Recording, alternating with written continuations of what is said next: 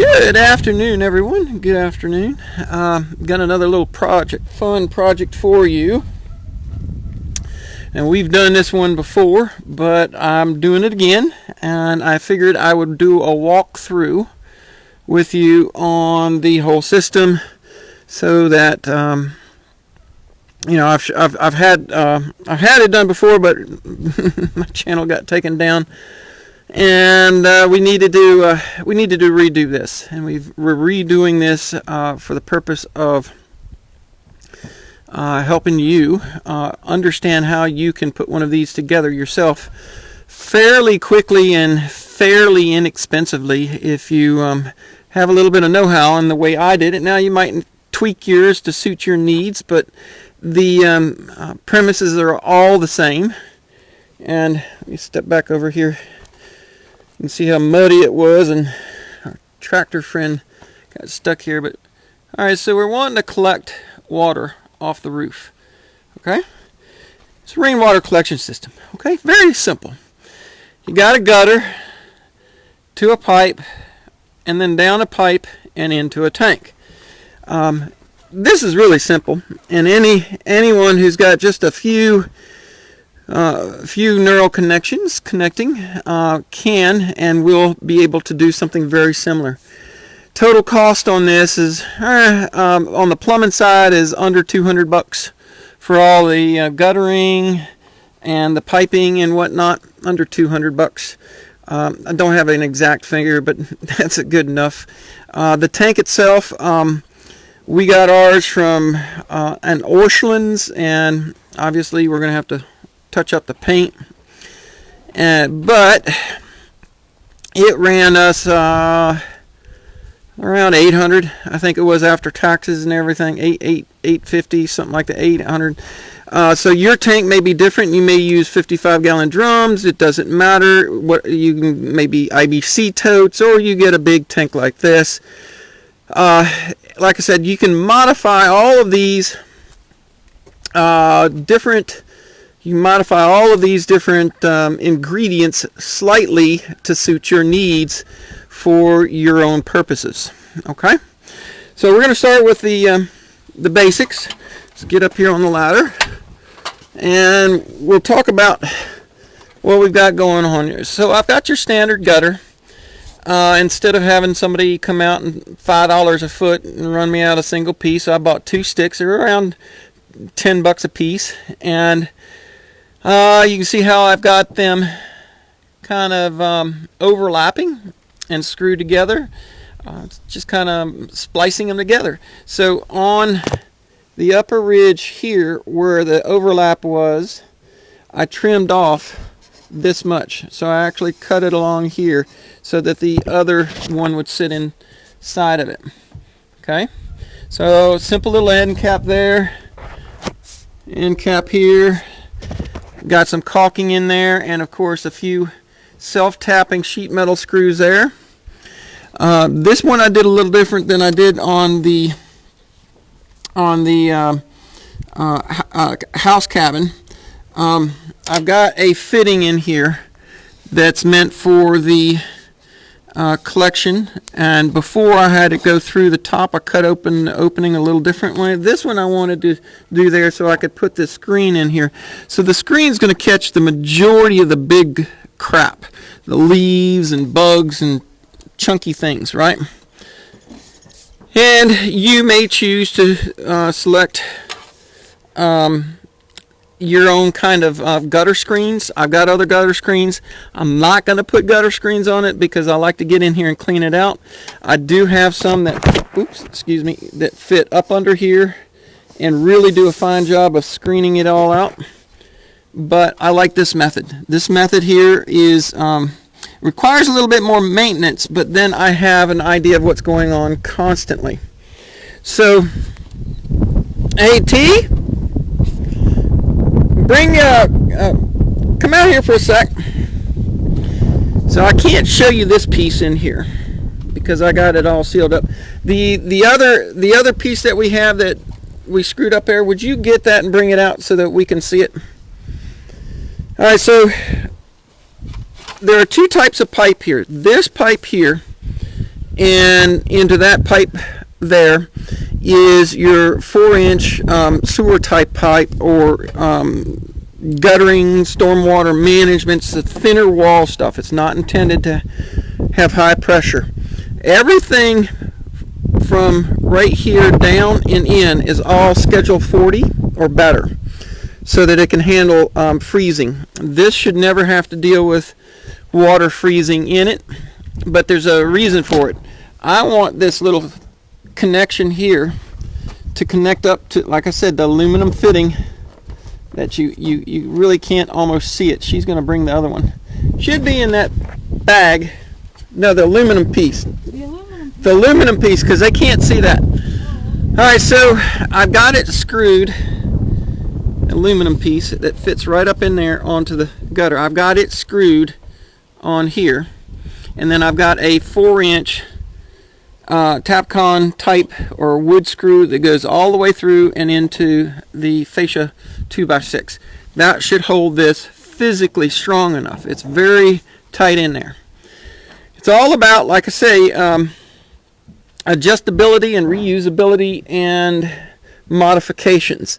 You'll have to design it yourself, similar to but slightly different. So our gutter's pretty simple. End caps are simple. You want to get them caulked. Your standard high end, yeah, here it is. This piece. It's a hard one to. Normally it's meant to go down in, but this go around I'm trying to screw it in from the underside. We'll see how it works. I may have to change it. Here you go. Put that back. Thank you.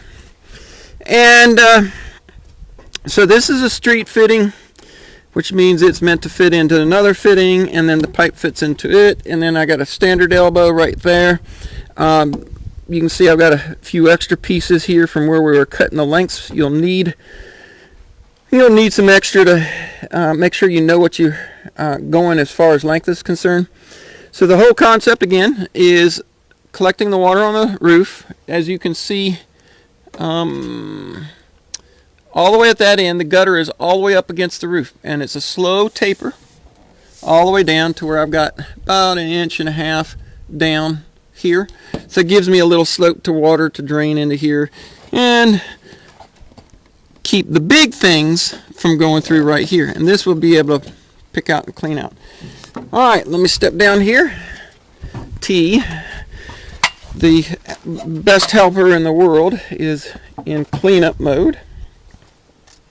Let me step over here. So once we get through here, you're going to tee off of your trash trap. Now, several people have commented over years on what's this about. So whenever you have an exposed roof, there's dust, there's ashes from fires and bird droppings, and all that stuff hits the roof. And whenever you get a rain, the first few minutes of that are going to want to wash all of that stuff down here, and that's what this part is on your plumbing system, is your trash trap. And inside there I've got a little ping pong ball. So the whole concept is I'm trying to create a volume. I need to catch a certain volume of water that will be the initial water that washes all the stuff off the roof. And then I don't want it to be mixed into everything that will go into the tank. So I've got it necked down here, so when that ping pong ball floats up here and hits this, eventually it's going to sit up against there because of the pressure of it wanting to rise in the water, and it's going to stop that off as the water continues to fill before it goes into the tank. And down here we have a petcock valve, and that you can get, I got that at Harbor Freight. You can see right there, a few bucks, over $3-4, something like that. You drill and tap that. That's the only real out of the norm tool you might need to get for this project. Everything else is in, she's cleaned up all the tools there. Basically a hacksaw, reciprocating saw, or whatever you need to cut the pipe. And a driver for the screws, a driver bit for the long gutter screws. There's not a whole lot of tools you need to do this. Now, I've got two different modifications that I've done on this one as opposed to the one that goes in there. This one on this tank, I am not going to penetrate the top of the tank, and I want to go into it from the top, and I'm gonna get some plastic and cover this to keep stuff from just falling in here, because I'm not going to be able to put the lid in it. The reason that is the level of the tank. Okay, just you may not have to have that issue. You may go make a hole here so that you can penetrate and go straight in the tank and leave the lid, like I did on that one. However, this is a unique situation, and that's because I'm going to be tying this tank to those two tanks, and what I've got an issue is the elevation. This thing really wanted to be about 6 or 8 inches higher off the ground, and I couldn't quite do that. I don't have the ability to put that much dirt here at the moment, so I will be able to modify this at some point in time in order to do that, if I ever decide to. For now, I'm just going to manage everything with some ball valves to keep my level and elevation, because the top of this, if I'm checking my level correctly, should align with about here on that big black tank, which means this would be my lowest out. If I left the system just flowing and we just kept getting rain and rain and rain, when I connect via some black pipe to this nipple right there, what will happen is this will be the lowest elevation for it to get out, and it'll want to overflow here. So at that point in time, I'm going to want to close this off and allow those two tanks to fill up, but you're not necessarily going to need that. You're concerned about getting this kind of system so that the majority of the water that you can collect is as clean as can be. But you got to think through a few processes so that you can have fittings in place, such as this is a bypass. So if we get too much water and this tank is full, and I got it a little tight in there. Anyway, you get the point. I can put another fitting on here, and I can pull it off and plumb it into the garden area, and potentially water as well from my hose fitting. You may want to think through your connections to the to your out as to what your needs are. May be different than mine, but so I've got two main connections here. One's going to be the one that carries me to the other tanks, and the potential for a gravity feed hose connection right there. That's a little hose fitting on the PVC. So let's look at what we have as far as the parts. We have your standard gutter put together, screwed together, caulked, screwed on at a slope. We've got our exit down hole cut out, and it goes into the gutter catch, which adapts to your plumbing, your storm water or sanitary piping. This is 4-inch piping here. And then we do a drop. Now, as you can see if I can see it here, there is a screw right there in that joint. There are 2 screws actually. So that joint is not glued on purpose, because if I ever need to rotate this or move this joint right here, this pipe is not glued in, so that if I ever need to, I can slide it out and make adjustments. But all the water should still flow just fine in and then out. And then we move over to your 4-inch Schedule 40 Charlotte Pipe Foundry, good stuff. And then this is all thick walled stuff. Here's a piece of it right here, so you see how thick the wall is on that. So you want it that thick because there's a potential of freezing. Hopefully it doesn't. Believe it or not, we thought we had left the petcock open on that one, the little drain valve on the bottom of that one. we didn't. It was full of water, and this cold spell that we had that took us down to literally -3 degrees, the whole thing was full of water, and it froze, but it did not bust the pipe. So that's pretty good. So you may have different pipe fittings, but when you get to your Lowe's or Home Depot or whatever, the best thing to do is to lay this out on the floor and to make sure that you can literally connect everything on the floor as you're getting your pipes, because I'm going to tell you, getting the right step downs, when I first did this, the step down from this is a 3-inch fitting, so this is a 4-inch to 3-inch, this is a 3-inch to 2-inch, and a 2-inch to a 1-inch. So I had to step. The first time I did this, I had one of these fittings that had a 1-inch in it, so it was a 3-inch to a 1-inch. I could not find one of those this go around, so I had to do the same thing. So you'll have to, innovate how you're going to make this transition so that you can neck it down for the trash trap part of it. The rest is just an end cap, and again, I said like the ball valve right there for draining it out and letting out the nasty water. The tanks that I've got here, they all come with a 2-inch threaded NPT thread on it, and then you can see I've got a step down from the 2-inch to a 1-inch, and then I just, a 2-inch to, my bad, 2-inch to a, yeah, that is a 1-inch fitting right there. My bad, it's just a slip fitting. And then whenever you get a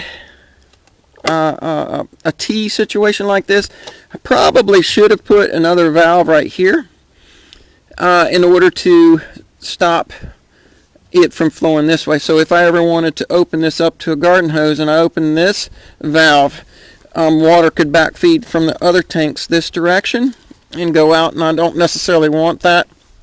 So I should have had a valve here, but I didn't have one. I had it just enough to do these. And when I do get this black pipe connected over in that pump house between those two tanks, I will put a valve on it at that end, which will serve the same purpose. So if I ever needed to, I could go over there and shut it off. But anyway, simple basics. Some of these things you're going to modify, but the concept's the same. Roof collection, which is a gutter, piping, catching it and piping it in. You want a trash trap of some sort to keep the majority of the crap that comes off the roof, the poops and dust and all that kinds of stuff. All kinds, and boy, we clean it out.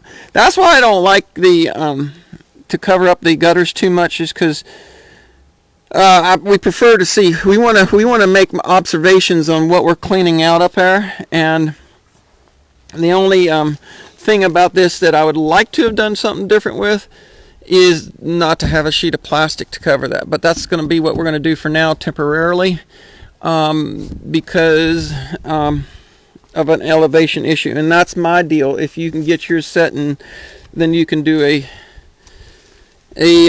penetration right into the side, and that's a lot cleaner and neater. Let's walk over and take a look at this one over here, and you'll see that real quick. Because you'll see real quick on the pipe over here that there is slightly different fittings, but it's still the same concept. So here I did the cutout for the pipe and just took it straight in. I didn't even step it down to a 2-inch. It just went right in there. And similar, I think that might be 3-inch pipe. I didn't do 4-inch. I think that's 3-inch pipe right there. So you could do yours however you want. It's the concept that you want to create, is the ability to trap that initial amount of water that's going to wash the dust, dirt, debris, and that stuff, because if you don't, it's going to muck up your water, And right now, when we collect water, we do generally add just a small, tiny amount of chlorine in, just a faint amount. You almost don't even know it's there, to help keep things from growing in the tank. And that's why we have the tank painted. That one we got black, so that sunlight wouldn't go in. But even with it black, it will still. We have occasionally had a little algae show up, and our filters, our house filters, generally get that cleaned out pretty easy. Yeah. But then you're changing filters quite a bit. So there you go, folks. As a professional homesteader. I was wondering. Yeah, as a professional homesteader, you want to do this in such a way that you try and think through all possible modifications, accesses, and things you may want. This doesn't have a whole lot, but what you're going to do with the water when it comes out, how you want to handle the initial dirty water for cleaning it out, potential overflow possibilities, and leaving certain things unglued so that if you have to do some moving or tweaking or taking down partially, think through your project and think of issues that you may have to deal with in putting it together. And tell you what, it's a heck of a lot cheaper than punching a hole in the ground for a well. Eventually I'd like to get a well too, but we haven't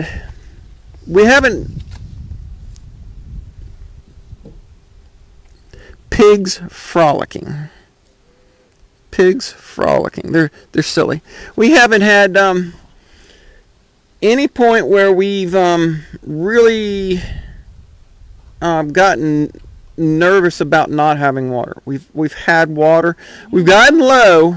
We've gotten a little nervous when. Well, that was a different issue. Other than that, no. No, and if that issue hadn't occurred, that was. I think we would have had more than enough water. So, and we won't discuss it. Yeah. So anyway, this is the addition of this to the tank system is because we will eventually have people in that cabin, and we need more water. So we're adding another storage tank. And let's talk about tanks and storage before we wrap this up, because now I'm thinking of some other stuff for you. This is a 1,550 gallon, as you can see, 1,500. They got some indicator marks there. We've calculated our water because we measure it. We know what we use, and we can go as little as 300 gallons a month. Now, we use probably a little bit more than that, but as little as 300 gallons a month. Probably, yeah. Yeah, but for safe calculations, we like to say about 400. About 400. And that does not include water for the animals, for the chicken. There is a rainwater collection for the chicken coop right there, and we have those extra pipes that T was getting here. We're going to be building a barn right there that'll have its rainwater collection too. But we measured our water, and we pretty much calculated 400 gallons is more than enough water for us. So you're talking for the two of us, there's 3 months worth of water there once it gets filled. Mm-hmm. So you got to think about that. We do not have flushing toilets. All we use it for is showers. We take daily showers and dishes. Maybe the occasional birds and stuff. When it got cold, we were getting water out of our tanks because their stuff froze up. Anyway, simple system. I don't want to make it too more. Well, the garden's going to come out of these tanks. That's what I'm saying. That's what we were figuring when we were. Well, we did last summer. We used some of it for the garden, but we had that hurricane come through and dump like 3.5 inches. So we went from down here to up here real quick. Yeah. So there you go. Like I said, it's the easiest way to do this is to get the pieces on, at your home improvement store, wherever, and just start laying this out on the ground, and make sure you have a little extra pipe. I only needed 4 foot of this heavy duty pipe, but have a good jigsaw or a hacksaw to cut it, and then gluing it is a stupid simple, really stupid simple. If you can't glue PVC pipe, probably shouldn't be watching this video.